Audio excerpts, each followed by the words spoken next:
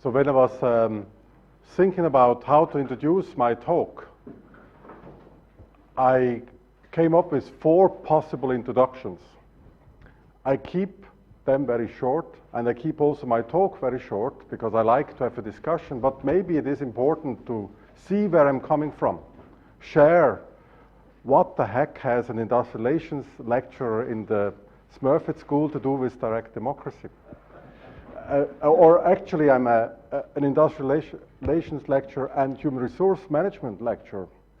So it's not normally what you expect a person like me addressing the issue, but there is a connection. And the first connection is, Gavin has already mentioned, I actually started as somebody interested in political theory in 95. 4 of us co-edited the book, and 3 of the co-authors are actually here today. And we went completely different trajectories. Andreas Gross became a member of parliament. Bruno Kaufmann went to Sweden, became a Swedish citizen, and he was a politician for the Green Party in Sweden as well, and is working as a journalist. And I became an industrial relations lecturer.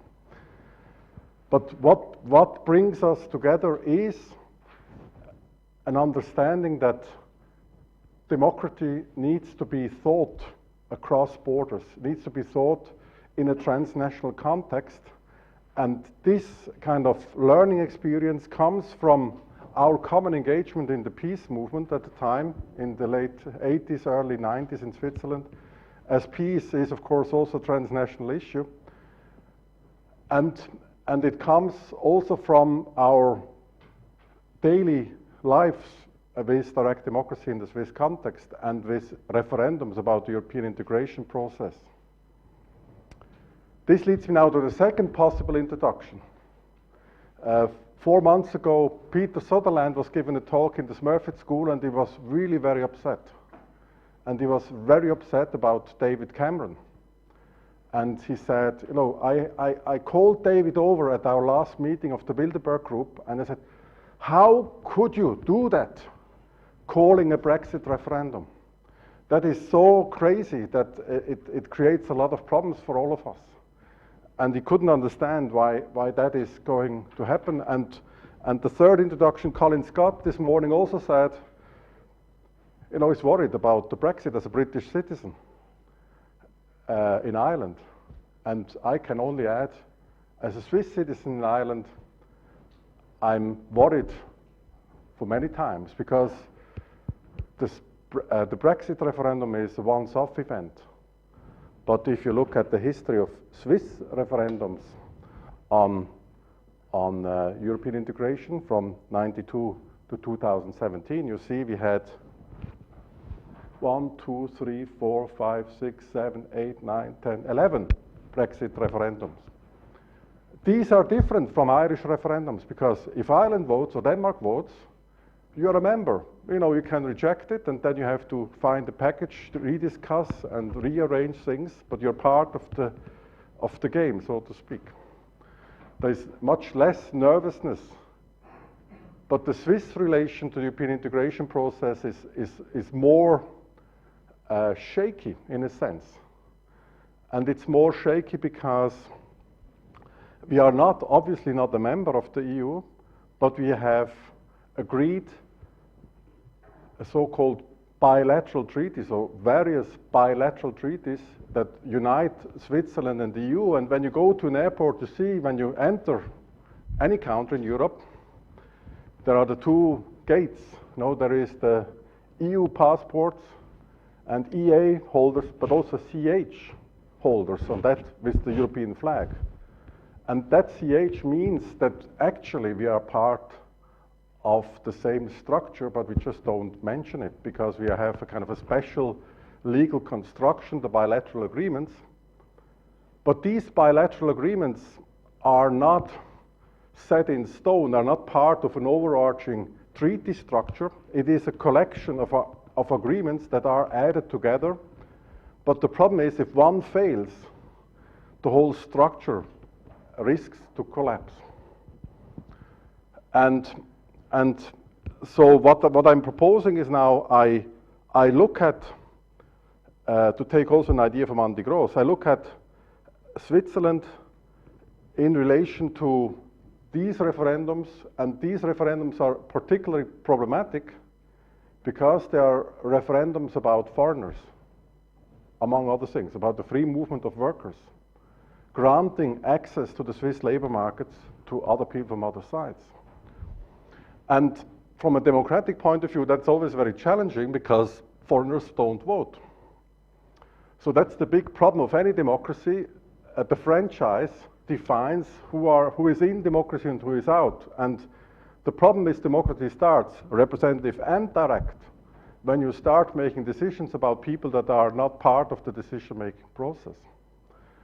That explains why it took, unfortunately, so long for women to get the right to vote, because men voted no several times to give the right to vote to women, because only men voted whether women should have the right to vote. And the same problem, of course, arises when we deal with foreigners, granting equal rights to foreigners.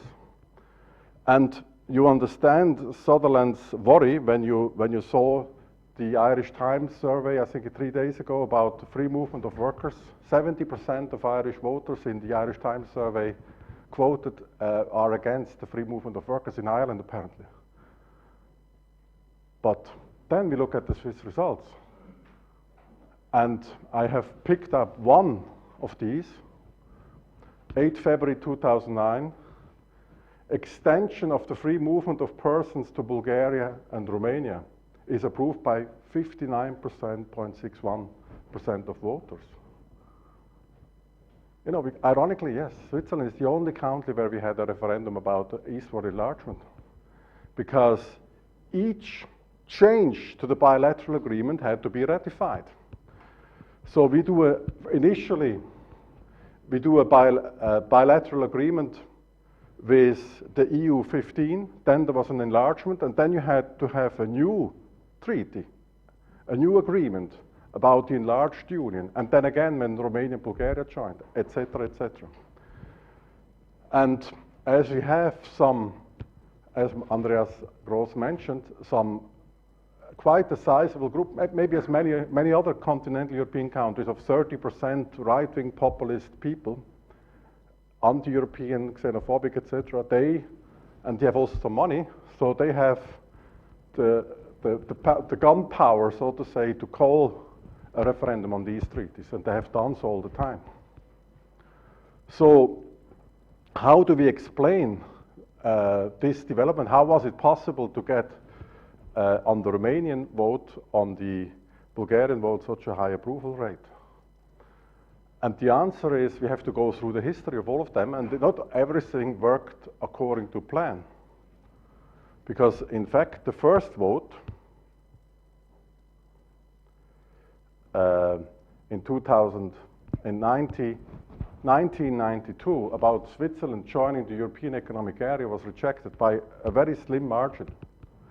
And even among our three, we weren't agree. It was a very difficult decision. I eventually voted yes, but others voted no, because from a democratic point of view, the EEA is, of course, somehow the worst of choices, because you are a member of the common market, but you are not a member of the European Union. You don't vote on the regulations. You just take over what has been decided. But nevertheless, the Social Democrats, the left, the trade union movement, the employers, the liberals, the Christian Democrats, all campaigned for a yes vote, and only the right-wing Conservative People's Party voted for a no vote, but it actually won on the day by a slim margin. And of course, some green people and some progressive also rejected, because they thought, if we want to have integration, we have to be a part of the common European project and being a member. And then as a result, actually, these Euro-federalists, the Euro-federalists that actually wanted to be part of the Union, rather than just the economic agreement, they launched a popular initiative. But then we realized that, unfortunately,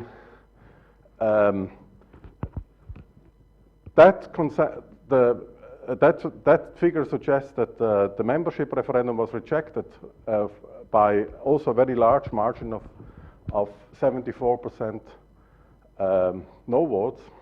That suggested that maybe the European Economic Area vote, although maybe if the Euro-federalists would have voted yes, it would have passed, but it doesn't explain the issue. So we have to deal with the situation that there is kind of a strong Euro-skeptic current in Switzerland. Now what happened next? What happened next was an understanding that we have to create a consensus. And you mentioned, Andy Gross mentioned today, direct democracy is about consensus creation. It's governance in the center where the parties mostly linked to, we could say in industrial relations style, we would say to capital and labor, so the Social Democrats, but also the liberals, they came together and said, we have to make an agreement. There was an analysis that the vote was lost also because many working class voters didn't follow the yes vote recommendations from the trade union movement and from the Social Democrats or the other left parties. So there was an understanding we have to find a way to convince workers that this is a good thing. And we have to create integrate national coping mechanisms with the tensions that the market will create. When we have a common market, including free movement of workers, there will always be tension, there will always be problems. Social dumping, for instance. And because no party could win on their own, and because we have in Switzerland, you could say, not an overall majority for one camp, so we have maybe 1/3 the left and the Greens, Social Democrats and the Greens, 1/3 the Liberals and Christian Democrats, and 1/3 the right-wing populists. So the Liberals had to decide whether they seek a compromise with the left or whether they seek a compromise with the right.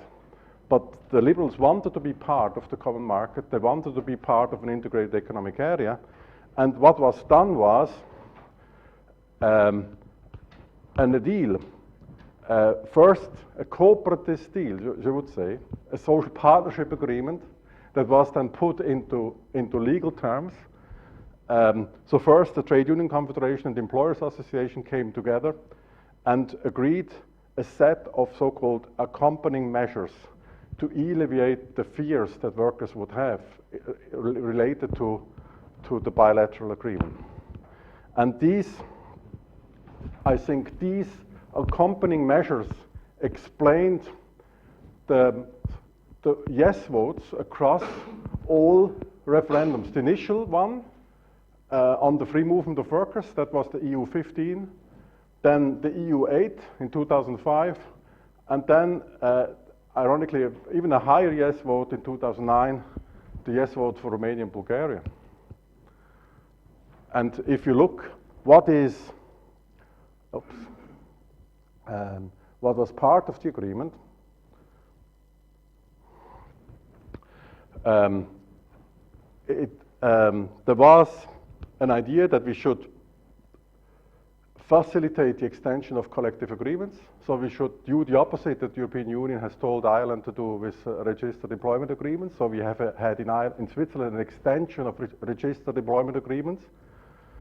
We have seen enactment of standard labor contracts in areas where there is no trade union, so the JLCs in Ireland.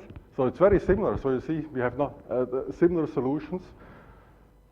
And then also the installation of tripartite commissions at federal and cantonal level to police the labor market and to make sure that wages are paid the equal wages are paid for locals and nationals. And the way it was done was also very clever because it was done in a way to incentivize also employers. So it's actually wrong to say that employers are against higher wages. Employers are only against higher wages in their own company. They like to have higher wages in their competitor company. And this kind of logic was used in so far as the policing of labor market wages, for instance, was not done in your own company, but if, for instance, an employer would lose a public tender for a public work, it actually can then go to one of these tripartite commissions and ask to check the wages in the company that got the tenure. So quite a kind of a clever way, I think, of policing these things. But these things were done not because actually employers liked it. And you must know Switzerland is a very liberal country. So after all, a very strong capitalist tradition in Switzerland. So employers were not fans of these so-called un-socialist or kind of unliberal approaches to things. But they agreed, they had to agree to something because on balance, as the Neue Zürcher Zeitung would say, for realpolitische Gründe, as an agreement in the matter, we want to be part of the common market, and in this context we have to accept these little things to get the votes from the working class, to get the yes vote that we need. So if I would have made the presentation in 2008, everything would be nice. But unfortunately history continues, and history, especially kind of consensus, these kind of corporatist arrangements, tend to fall, tend to collapse precisely at the time when they are most successful. And this is what happened just very recently. In 2012, again, the far-right Swiss People's Party, launched a popular initiative in order to,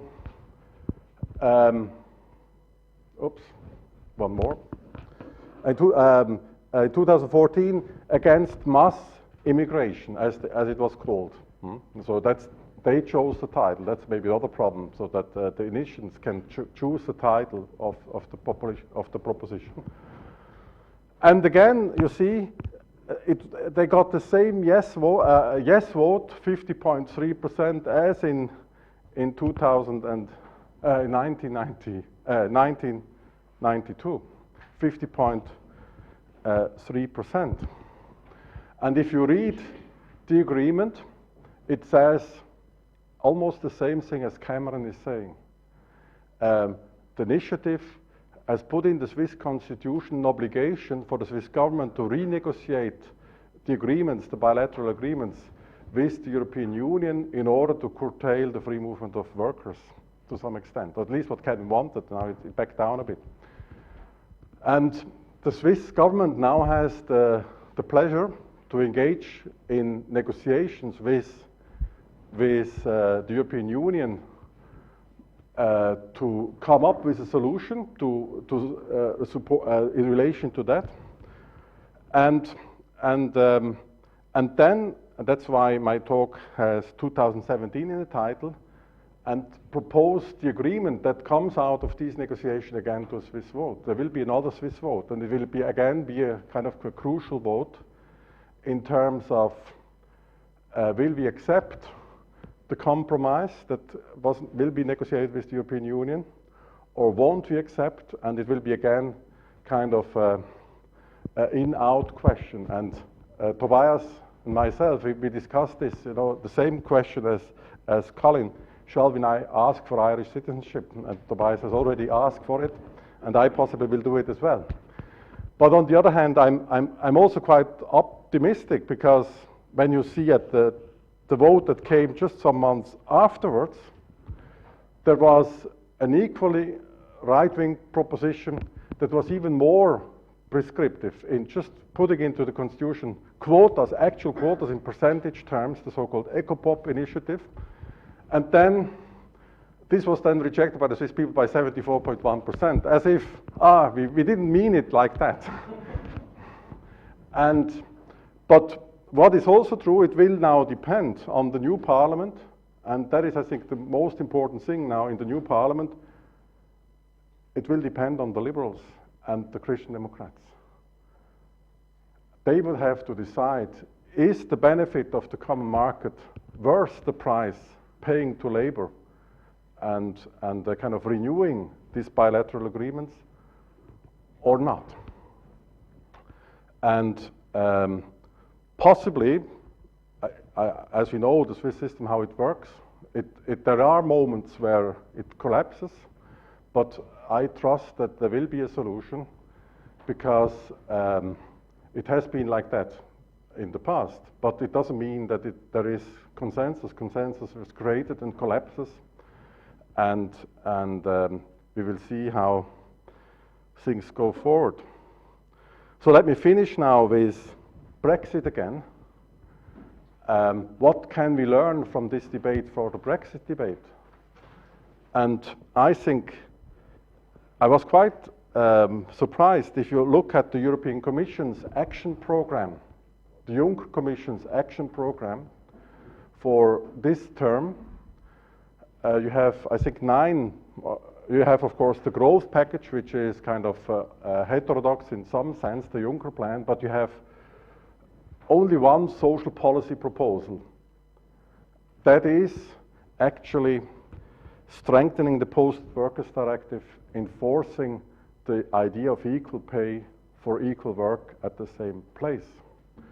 And 2 weeks ago I was in the European Parliament in Brussels, and I was speaking to Marian Harkin, the Irish MEP, and she is the speaker of the Liberal Democrats in the European Parliament on the issue, and she made a direct kind of Swiss connection, emphasizing that the Commission will possibly propose such an amendment in December, and the reason why the Commission is doing, according to Harkin, is precisely to get the working class vote out for the yes vote in the next British referendum. So you see, that is just a little case how in a concrete policy discussion, referendums interfere or are connected, and how, maybe it became clear how industrial relations is still also related to democracy and transnational action. But what is also true is, of course, that the areas where these kind of deals can be made might be rather small, in the sense that there are areas where nation states still have some scope of action.